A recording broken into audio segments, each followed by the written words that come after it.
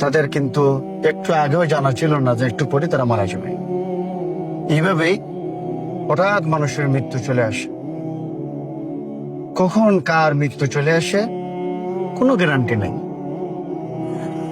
অনেক মানুষে এরকম মনে করে যে আমার তো বয়স হয় নাই, আমি তো কম বয়সী মানুষ, সারা জীবন পড়ে রয়েছে, শেষ জীবনে সে তওবা করে নিব, তারপরে ভালো কাজে ভালো হয়ে যাব। এরকম অনেক মানুষ আছে।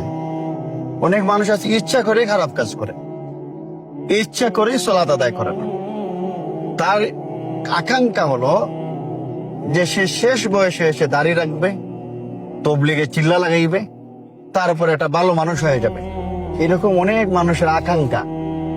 সে ইচ্ছা করেই আমার তো এখন সালাত পড়ার সময় হয় নাই, দাড়ি রাখার সময় হয় নাই, তারপরে দিনের পথে আসার সময় হয় নাই, বাকিটা জীবন পড়ে রয়েছে, কিছুক্ষণ আগে করি।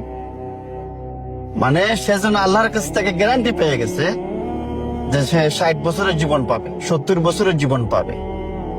এই জন্য সে বেশি অংশ মানুষ, অনেক মানুষ এরকম চিন্তা যে আমি শেষ বয়সে ভালো কাজ করব, তওবা করে নিব, আগে কিছু খারাপ কাজ করলাম।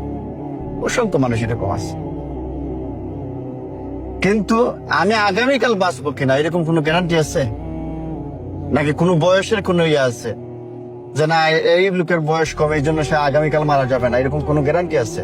না, গ্যারান্টি নেই। 10 বছরের ছেলে মারা যেতে পারে, 20 বছরের যুবকও মারা যেতে পারে। এই জন্যে মৃত্যু কার কখন আসবে আল্লাহ রাব্বুল আলামিন ভালো জানেন, আমরা জানি না।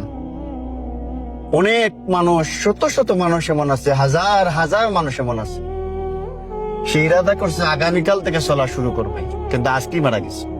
হাজার হাজার এরকম মানুষ আছে, শত শত মানুষ এরকম আছে যে আগামীতে আমি ভালো কাজ করবো, এই চিন্তা তার মধ্যে ছিল, কিন্তু ভালো কাজ আর শুরু করতে পারে নাই, এর আগেই চলে গেছে।